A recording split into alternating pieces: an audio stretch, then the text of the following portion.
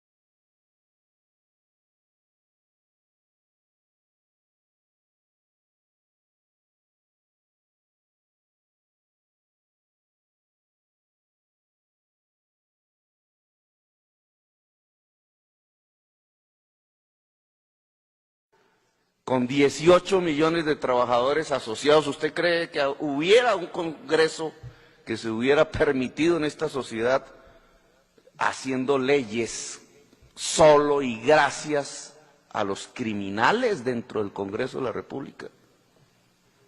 Que esa es la verdadera alianza electoral que han hecho ustedes, señores del gobierno, una alianza electoral con el narcotráfico.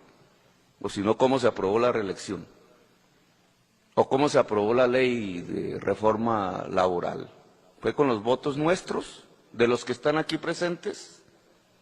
¿O con los votos de los que están en la picota? Cuénteme, haga las cuentas bien hechas, ministro. Eso llama una alianza electoral con el narcotráfico, con lo peor del crimen. La lumpen burguesía le llamaban a eso. Pero no nos imaginemos solamente eso, el debate estaba centrado ni siquiera en el tema del número de sindicalistas asesinados, sino sobre si este gobierno tiene una política antisindical o no. Hubiera esperado de la defensa del señor, ¿cómo se llama el del Cauca? Salazar, que siempre se convirtió en el escudero a falta de varios de sus copartidarios del partido que pedían cupos a los carteles del narcotráfico para exportar cocaína. A tal grado ha llegado la humanidad, del humanismo y la doctrina social conservadora.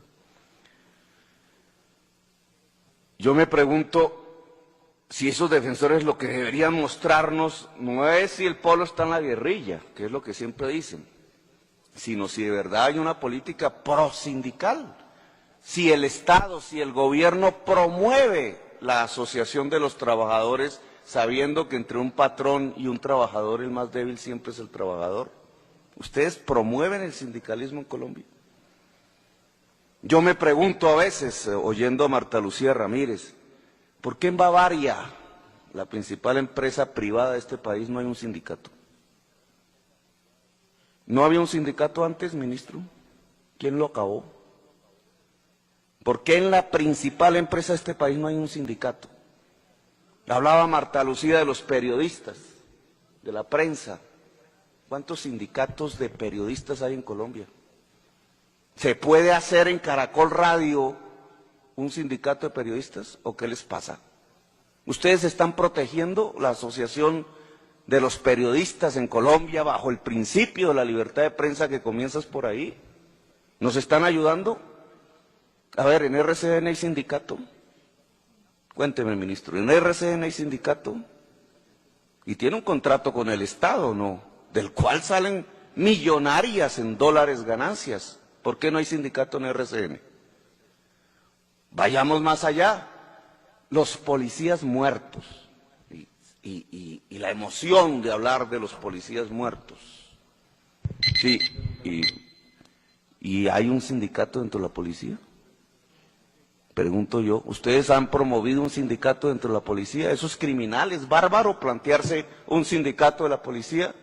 ¿Cuántas veces lo han impedido? ¿No es un sindicato el de la policía el que podría proteger incluso muchas veces por el cansancio de esas personas que las hacen trabajar no 8 horas, sino días enteros, noches enteras? ¿Cuántas veces no hubieran salvado vidas? Habría que decirle a Marta Lucía si estuvieran aquí, esa posibilidad de asociación de la fuerza pública, vidas de los propios trabajadores, o es que los policías no son trabajadores.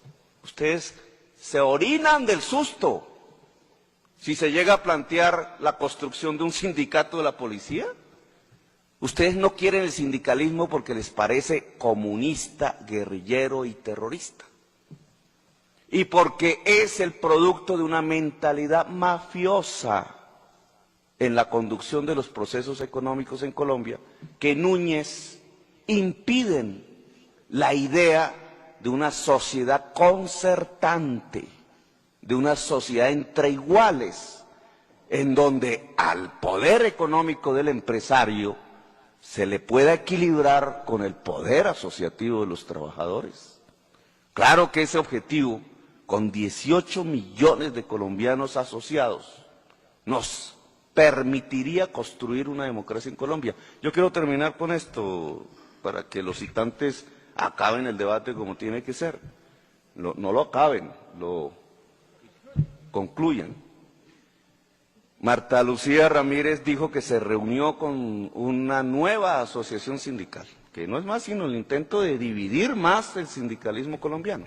Estaba contentísimo que la invitaron a un día sábado y ella dejó sus labores empresariales para ir a reunirse con el sindicalismo que ella considera el mejor. Mire qué mentalidad. Entonces los sindicatos tienen que pensar como los empresarios. Si los sindicatos tienen que pensar como los empresarios, ¿para qué sindicatos? Es más, se reúne con esa asociación y se le olvida pronunciar el principal sindicato que hace parte de esa aglomeración. Se llama Sintra Inagro. Inagro. O sea, el sindicato de trabajadores bananeros en el Urabá.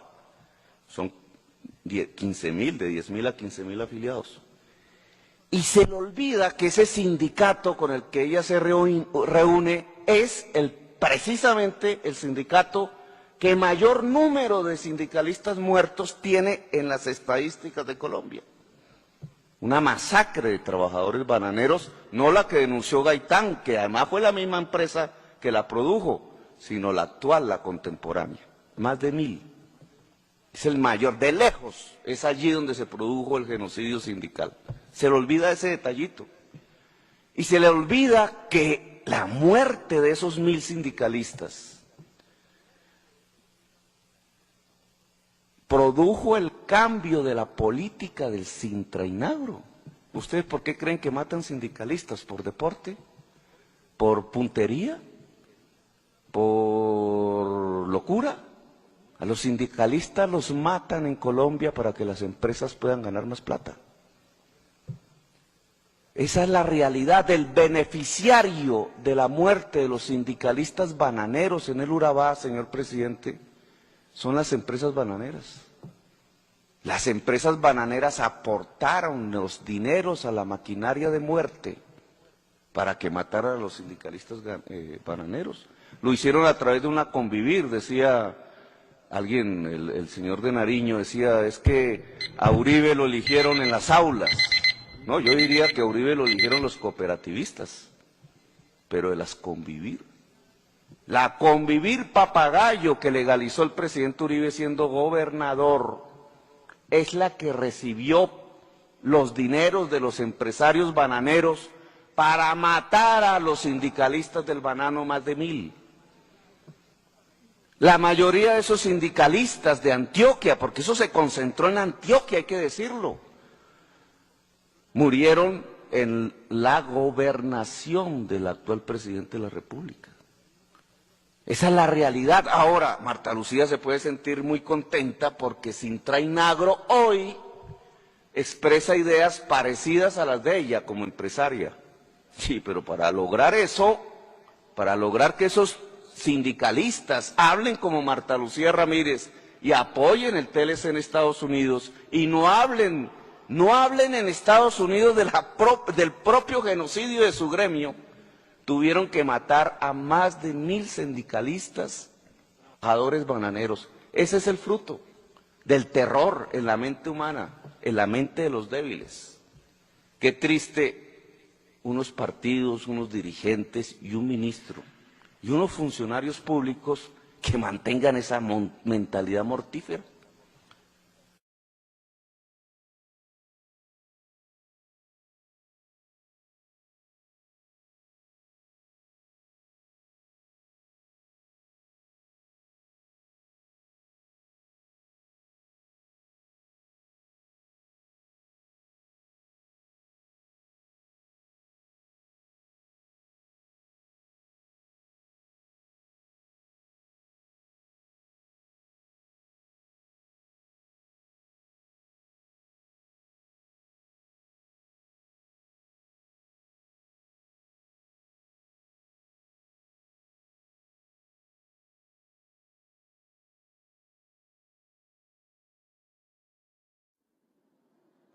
No existiría. De aquella mal llamada seguridad democrática en donde se silenciaba la democracia, obtuvimos unas lecciones de las cuales es necesario aprender. Decenas de miles de jóvenes en el ejército de Colombia salieron a los páramos, a los campos, al territorio, a controlar militarmente el territorio nacional. Y nuestros medios de comunicación del entonces empezaron a mostrar las victorias, las carreteras liberadas, los municipios que volvieron a tener estaciones de policía, los comandantes guerrilleros acribillados y bombardeados. Y el aplauso popular empezó a llenar las plazas, hasta que casi de manera clandestina, casi de manera soterrada por esos subterráneos de la verdadera comunicación social, empezó a aparecer la verdad.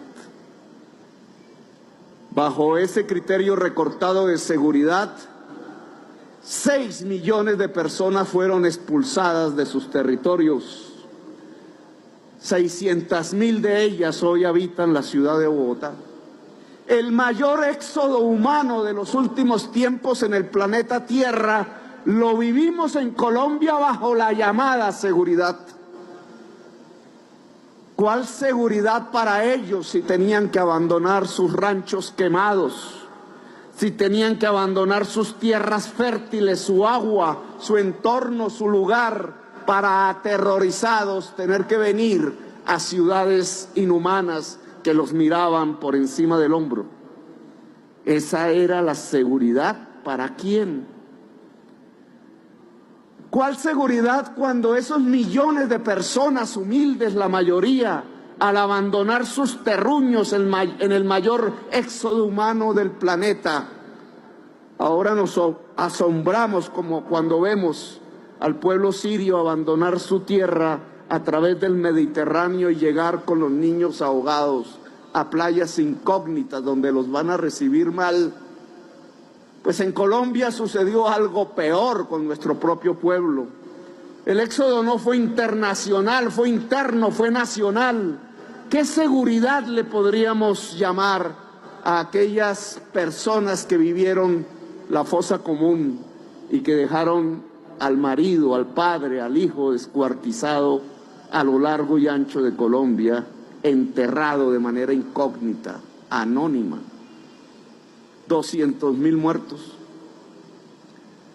40.000 desaparecidos, miles de torturados, millones de exiliados. La seguridad se volvió sinónimo de la muerte. ¿Cómo no andar hacia Soacha, aquí al sur, y encontrar a las madres que lloran aún por los miles de jóvenes que en noches oscuras eran recogidos, elevados a los camiones militares sin decirlo, llevados a cualquier lugar del territorio nacional, vestidos de guerrilleros y acribillados para mostrar después en RCN y Caracol que se estaba ganando la guerra? ¿Acaso eso no es un delito de lesa humanidad? ¿Acaso la muerte sistemática de miles de jóvenes ejecutados solo con la culpa de ser pobres, solo por la culpa de ser anónimos, no representa es lo contrario de la seguridad? ¿Acaso no pervertimos el criterio de la seguridad de una en donde los grandes amasadores de la riqueza, los grandes hacedores de fosas comunes estaban seguros, pero el resto, millones de colombianos, perdían la seguridad de la vida? Pues creo que...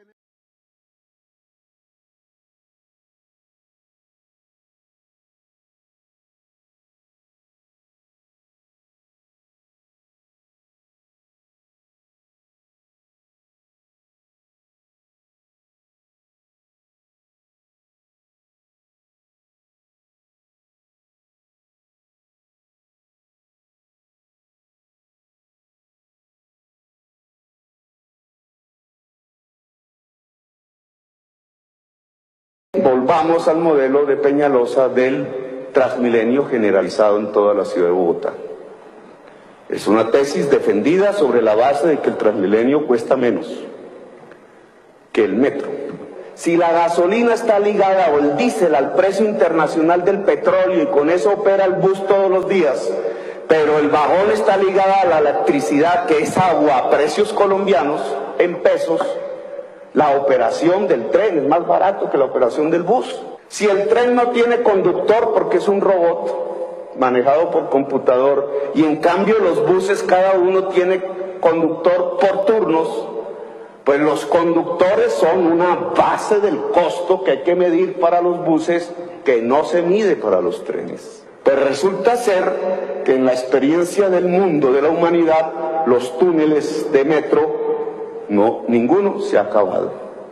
Y el más viejo tiene siglo y medio en Inglaterra, en Londres. Siglo y medio. ¿Cómo comparo los costos de ese túnel con los costos de una troncal de cemento en concreto y concreto que me dura 20 y si se hace bien hecha 30 años? Aquí lo dijo un representante, creo que fue Navas. No existe una gran ciudad del mundo del tamaño de Bogotá sin metro. ¿Es que son brutos? ¿Y los inteligentes somos nosotros? ¿Será que es así el mundo? ¿Será que ellos no hicieron las cuentas bien y se metieron en mega obras que no eran necesarias por hacer metros? Y entonces nosotros somos los de la línea correcta por no habernos metido en 70 años a hacer un metro.